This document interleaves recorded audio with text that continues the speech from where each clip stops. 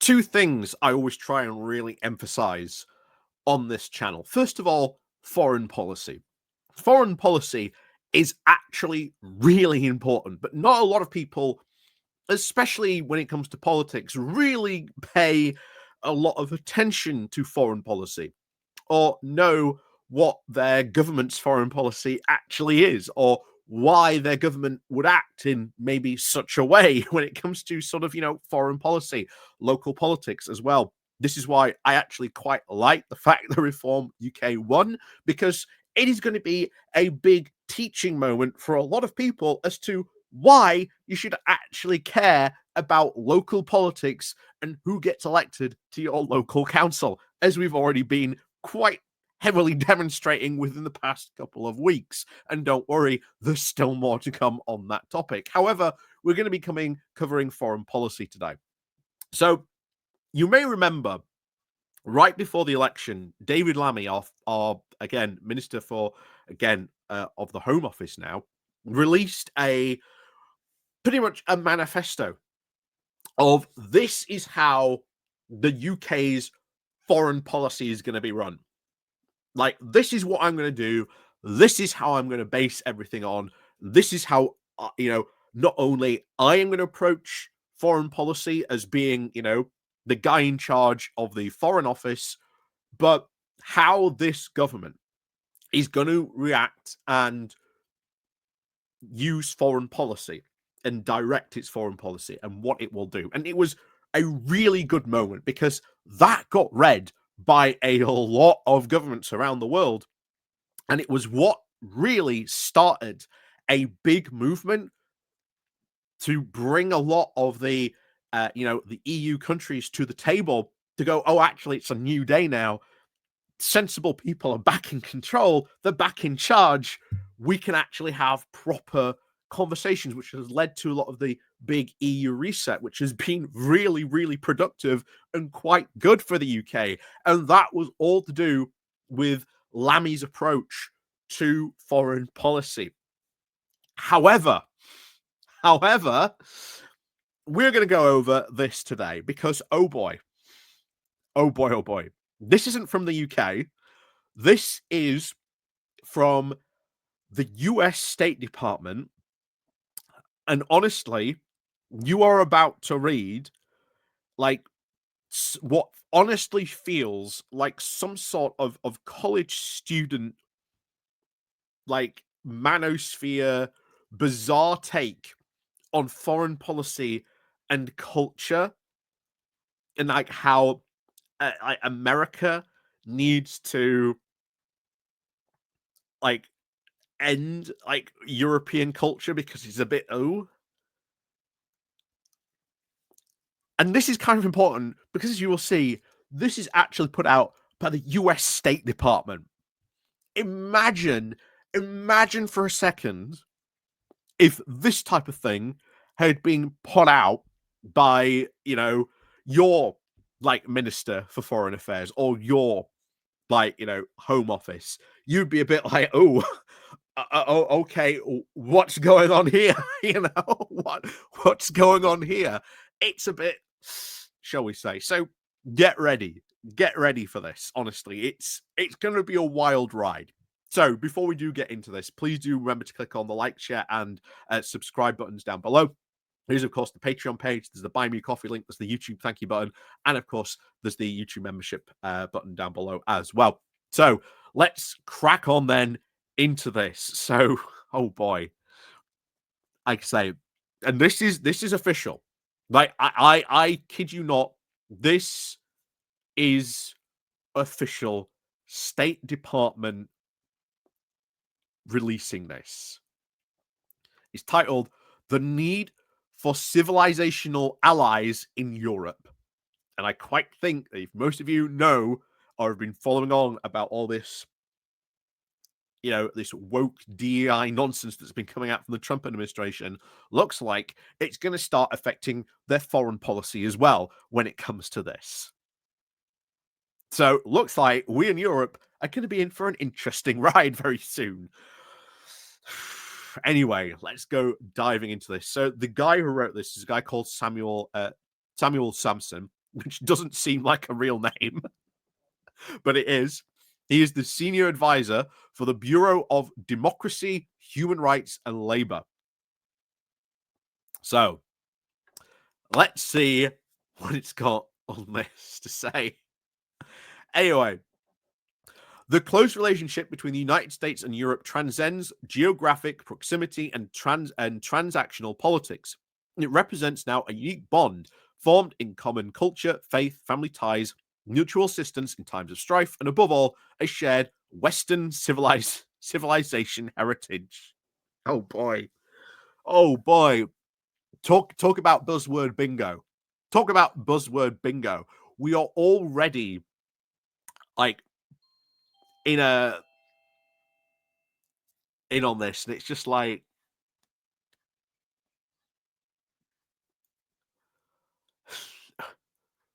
where do you even begin? Where do you even begin on on such an opening statement? I mean, oh boy. Anyway, our transatlantic partnership is now underpinned by a rich Western tradition of natural law, virtue, ethics, and national sovereignty.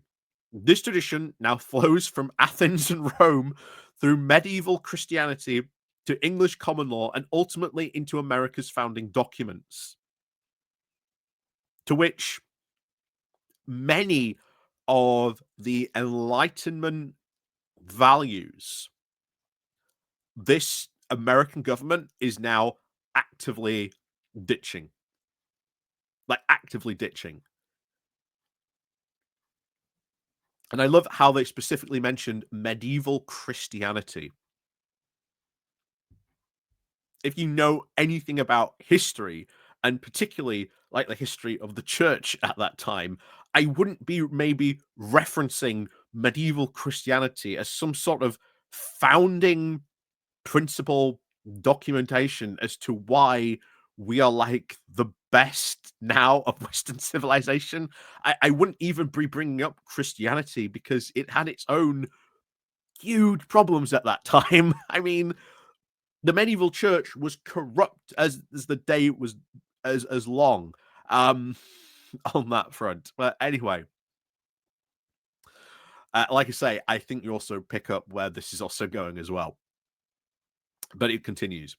The Declaration's, of course, revolutionary assertion that men are endowed by the Creator with certain unalienable rights echoes through the Aristotle, Thomas Aquinas, and other European heavyweights who recognized that all men possess natural rights and that no government can arbitrate them or deny. America remains now indebted to Europe for this intellectual and cultural legacy. But, of course, this is where we go, okay, guys, you can see where this is going. Okay, guys, you gave us all this stuff now, but now we've got to have a talk, you know? Well,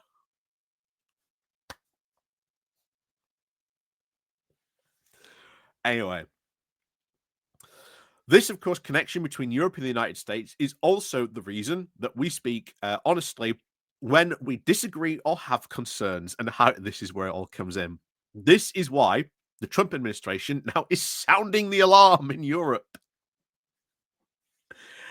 Anyway, when Vice President Vance addressed, there we go, this year's Munich conference, he made the reasoning very clear, stating, "What I worry about is the threat from within, the retreat of Europe from some of its most fundamental values, values shared with the United States of America."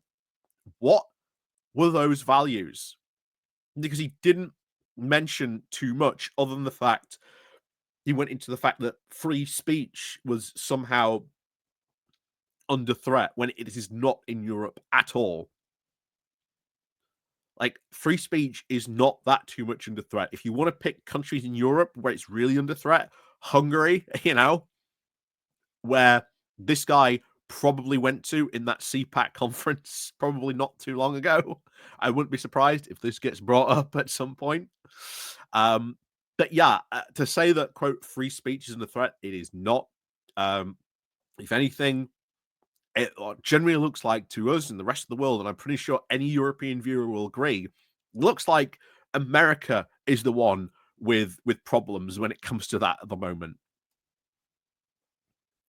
Anyway, in the aftermath of two devastating world wars, European nations now sought to prevent future catastrophes by creating supranational structures that would bind nations now close together and allow for more substantial diplomatic and economic agendas. Again, that was good. That was good what we did after, again, World War II. These types of structures have what has kept peace in Europe for quite a long time and stopped us fighting. Because if you look at Europe's history, oh boy, have we done a lot of fighting between each other. So proponents of this new order, including, and this is where it starts to get weird, including well-meaning Christian and pro-democracy parties, sought a grand transformation. Why bring religion into this? Like, why bring religion to this? Why is Christian values important? And more specifically, what Christian values? Because, oh boy, if you want to really open a can of worms on that one, we can do. Because here's the thing, we had an entire like war in Europe about these whole Christian values, and it actually ended not with kings and popes and religious heads deciding what the end of this. It ended with monarchs, diplomats coming together to find a diplomatic solution to the end of the war. That had nothing to do with Christian values, because what about the Protestants who did not share those Christian values? You know? God, we're barely starting. We're already going well off topic. Anyway, so let's see what's now so wrong with democracy in Europe, according to this guy. So these all sought a grand transformation. This would, of course, be a world that would transcend the divisiveness of nationality and creed and usher in a new era of unprecedented peace. By overcoming the anchors now of nationhood, culture, and tradition, global liberalism promised what Francis Fukuyama famously called the end of history, the ultimate innovation of political life. So I am very much a believer that we should be able to transcend nationhood, culture, very, very much so, and be able to understand each other more on those grounds, because that does create a lot of peace. That it creates understanding, and it is not our side that is undermining all that or clinging on to the idea of like nationhood as this ultimate like sacrosanct idea. It's the right that are doing that at the moment, very much so in America. Today, of course, this promise now lies in tatters. What endures now instead is now an aggressive campaign against Western civilization itself. There is no aggressive campaign against Western civilization, I can tell you that now. Across Europe, governments have now weaponized political institutions against their own citizens. Again, like what, for example, and against our shared heritage. Again, examples, please. Far from now strengthening democratic principles, Europe has now devolved now into a hotbed of digital censorship, mass migration, and restrictions on religious freedom, and numerous other assaults on democratic self-governance. Again, couldn't be more wrong. Couldn't be more wrong on that. There is no mass digital censorship, mass migration. Why is this such a problem? Especially when it doesn't really affect America. Now, does immigration have, consequences? Absolutely. Not all of them are negative ones. A lot of immigration outcomes can be incredibly positive to countries. But restrictions on religious freedom, no country is restricting the religious freedom of Christians in Europe. If anything, from what we are seeing, it is the right that are trying to really restrict the religious freedoms of, shall we say, a certain other religion in particular. I mean, it wasn't that too long ago, but literally last week, we had a Reform UK MP stand up and say that the government should introduce a burqa ban. Why burqas in particular? Anyway, this, of course, concerning trends have not only increased in recent years in the United Kingdom, but the police are now arresting Christians, such as Adam Smith Connor and Livia Tosa Bolt, for silently playing outside of abortion clinics. They were told not to do that. There was an exclusion zone around those abortion clinics, and guess what? They continued to ignore those restriction zones. They also were more than just silently playing. They had placards, they had banners, they had all kinds of stuff that they shouldn't have been doing, basically, in that one. That is why they were arrested. In 2023, over 12,000 British citizens were arrested now for online posts, including now comments over critical of Europe's migration crisis that authorities deem to be now grossly offensive. So this, of course, refers to the riots that happened. Is he going to bring up that some of these posts were calling for violence? And, what resulted of those? That's why the government had to act on this, to put a crackdown on this, to make sure that these people couldn't get away with this type of stuff, and that maybe cracking down on this type of language is actually for societal good, so that these people then don't go out and decide to burn down hotels with people in them.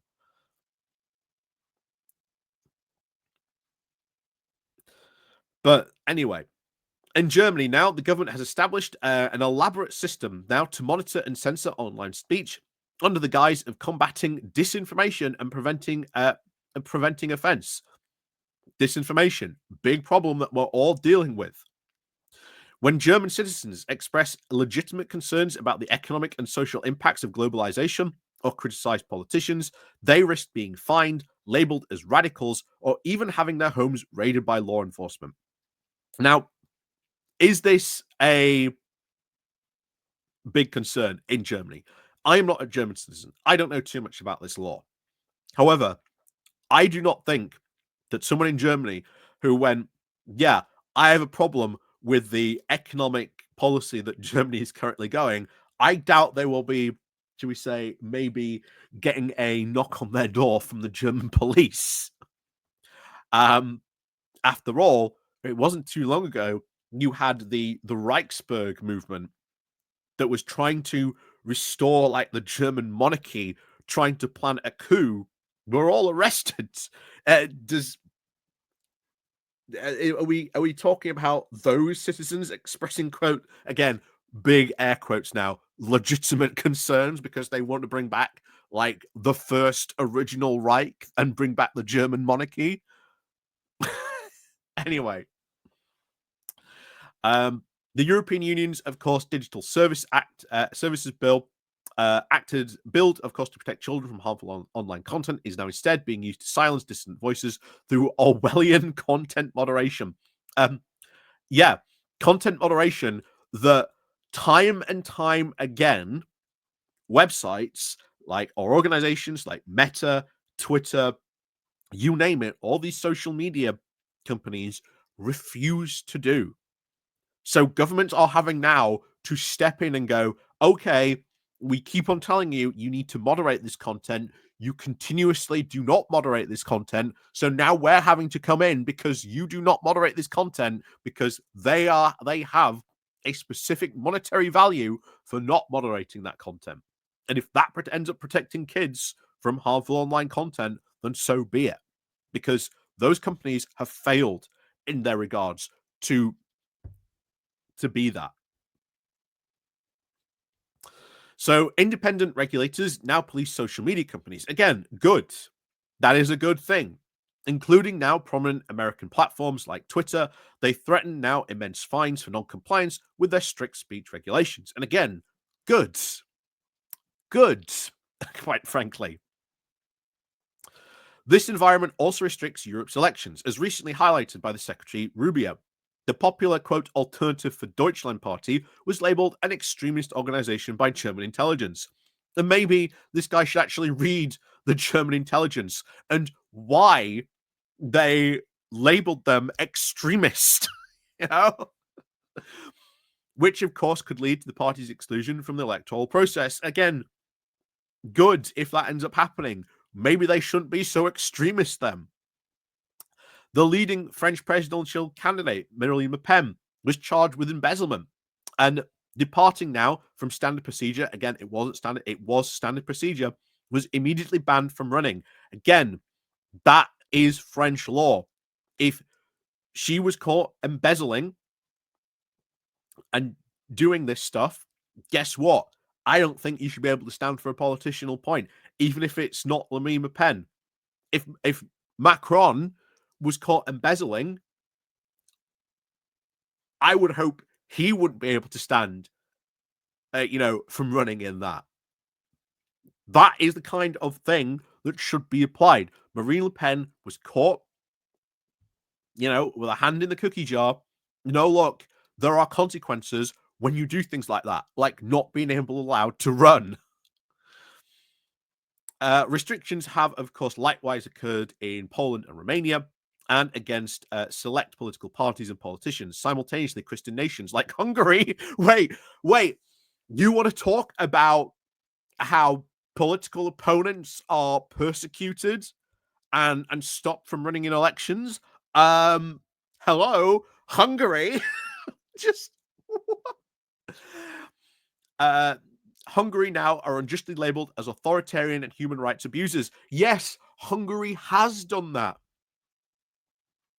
Orban has taken dictatorial power in Hungary. He has seized so much power in Hungary. He is an outright authoritarian. And yes, in Hungary, human rights abuses happen all the time because of his seizure of power, because he has become authoritarian. Are you going to talk about the crimes and the injustices that go on in Hungary? Absolutely not. Oh no, some poor Christian was arrested in the UK because they were screaming and shouting at women going into abortion clinics and told, hey, you can't really do that. you know? Oh no, Western democracy is falling to pieces. Anyway, Americans are, of course, familiar with these tactics. Indeed, a very similar strategy of censorship, demonization, and bureaucratic weaponization was utilized against President Trump. Gee, I wonder why. What this, of course, reveals is now the global liberal project is not enabling the flourishing of democracy. I think it is, to be honest. I think it is. Rather, now it is trampling democracy and Western heritage now along with it, in the name of a decadent government class afraid of its own people. Absolutely not the case. Otherwise, surely wouldn't we be all under living a dictatorship in Europe, in these countries? We're not. We've had an election in this country just last year. We've just had local elections happen here. Elections have happened across Europe. I do not see that to be the case. This is the most ridiculous article I've ever seen. What makes this even worse, remember, I want to really drive this home. What makes this even worse is that this has come out from the official US State Department. This is bad. This makes America look like absolute lunatics, because this doesn't just go away. This goes into their library of all places in the State Department. This is there forever. This is embarrassing. If I was an American, I'd be embarrassed. If the State Department, well, it has put out this. If I was American, I'd be embarrassed about this. If this type of thing had been put out by David Lammy, I would be here fuming at David Lammy, saying, "What on earth is he doing? Saying this, involved in this language." But none of this, everything he said, is based on any of the reality of the democratic reality going on in European countries. This is culture war nonsense that they are now trying to infect Europe with. In some cases, it's working, other cases, it isn't. This is why I keep on telling a lot of people, be vigilant. A couple of years ago, I made videos of stuff going on in Ireland. And I was told by people in Ireland, "Oh, we'll never have a right-wing party in charge of Ireland. That's nonsense. That'll never happen." You look what's been going on in Ireland recently with like some of the anti immigration protests going on. You're lucky so far you haven't had a political figure rise and take advantage of that. But it could happen. It could happen. You look at the rest of Europe, it has happened. And sometimes we've had successes, other times we've, had not successes. You look at Poland, their parliamentary elections, they turfed out, the Peace and Justice Party and were trying to undo a lot of the damage they've been doing. But they lost, for example, very narrowly, the presidential election. So this whole crazy populism stuff is far from over yet. I was hoping maybe it was on the way out, but we'll see. Again, in Czechia, really worried about what's going to happen next time they have an election. Really worried what's going to happen over there. But back to this. So, and I love this line: "Our concerns are not partisan but principled."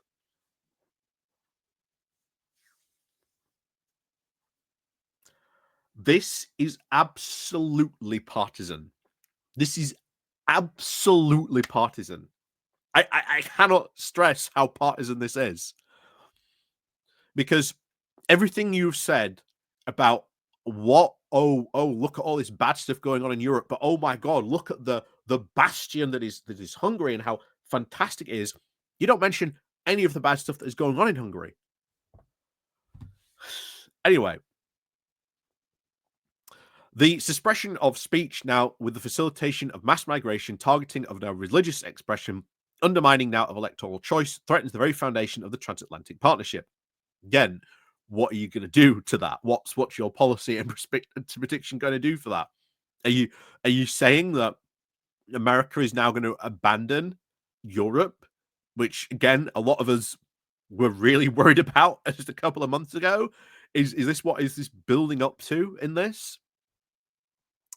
A Europe that, of course, replaces its spiritual and cultural roots. What has that got to do with anything? I'm sorry. Again, I do not go for any of these cultural arguments.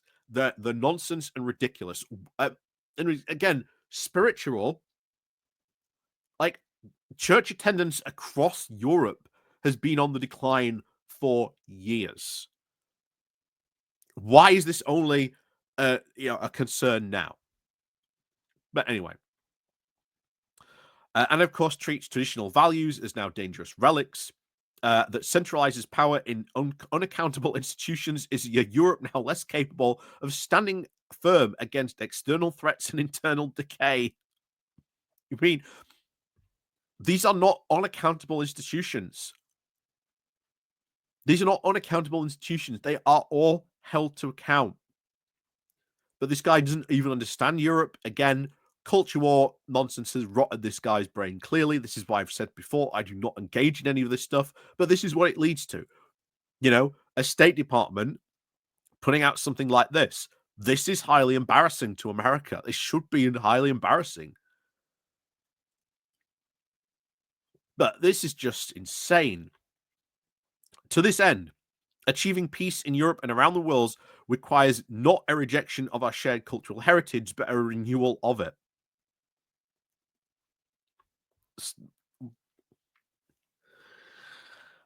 Anyway, Secretary Rubio has made it very clear that the State Department will always act in America's national interest. Europe's democratic backsliding not only impacts European. What?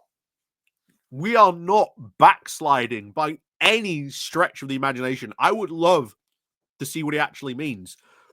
Because those two things that he cited, like Marine Le Pen, especially, that is not backsliding. That is the law kicking in, going, yeah, there's some allegations against her. She can't run to be president. That is not democratic backsliding when things like that happen. Anyway, not only affects across European citizens, but increasingly now affects American security and economic ties, along with free speech rights of American citizens and companies. How does that affect American security and economic ties? Just how? And guess what? If you're an American company and you don't like what's going on in Europe, you have the full choice not to do business in Europe.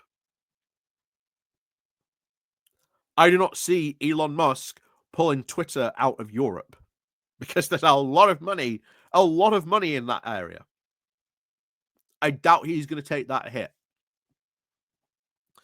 Anyway, our hope is that both Europe and the United States can recommit to our Western heritage, and that European nations will now end the weaponization of government against those seeking to defend it, or shall we say, more likely, undermine it. We do not always, of course, agree on the scope of tactics, but tangible actions by European governments now guarantee protections now of political and religious speech, secure borders, and fair elections would serve as a welcome step forward. We already have those. Oh. Like, this is embarrassing. Like, this is so embarrassing. Anyway, the United States remains committed to its very strong partnership with Europe, trying to work together on shared and foreign policy goals. However, this partnership must be, of course, founded upon our shared heritage rather than the globalist conformity. Our relationship now is too important and too historic now to value international trade stakes far too high to allow this partnership to be undermined. Therefore, on both sides of the Atlantic, we must now preserve the goods of our common culture, ensuring that Western civilization remains a source of virtue, freedom, and human flourishing now for generations to come.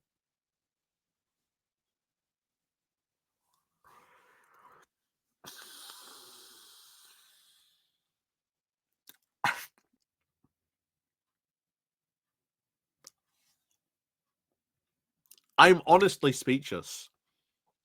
Like, genuinely, I am speechless. This is just culture war nonsense.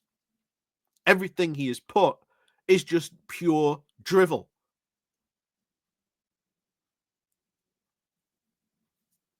Because we have in Europe laws that protect political, religious speech. We have border security. Every country has a border security department in their home office. We have fair elections. We've just had two. For us, in 2 years, in recent 2024 election and the recent local election. This is pure nonsense. And I'm so glad there are people in the comments calling it out. Because you've got this one here. Why is a kid who graduated college in 2021 and who has no foreign policy experience telling the world via Substack that this administration is mad about the world hating Nazis? Hilariously pathetic. And it's not the only one. There are, of course, people jumping in, trying to sort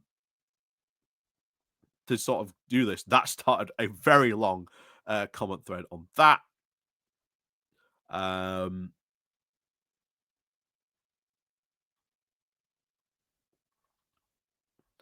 So But yeah, there's more people disagreeing with this, calling this out rather than they are agreeing it, which is, I suppose, a good sign. I suppose a good sign in that regard. But oh wow, that is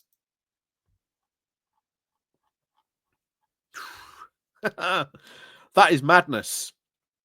That is sheer madness.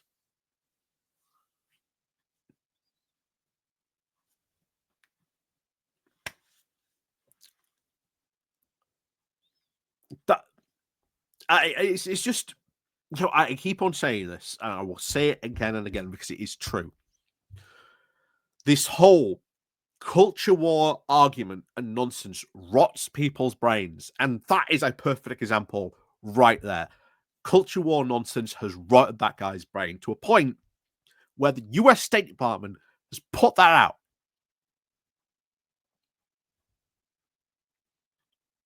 and told European countries that you need to protect religious freedom, freedom of speech, political, you know, representation, and you know, your elections.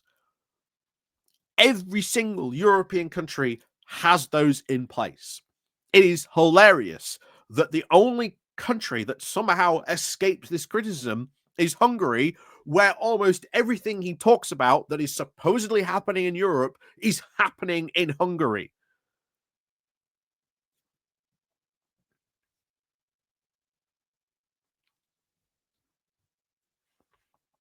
Absolute culture war nonsense. This is why I don't cover it, because it rots people's brains and makes them put stuff out like that, which just is. I mean, how do you even respond to something like that? I mean, I've spent 36 minutes at this point, you know, going over it, but it just wrong from start to finish. I'm pretty sure any other European, you know, down in the comments will agree with me. That is nonsense. What we have just gone through there is pure nonsense. But as always, thank you very much for watching. And of course, as always, we'll see you all next time.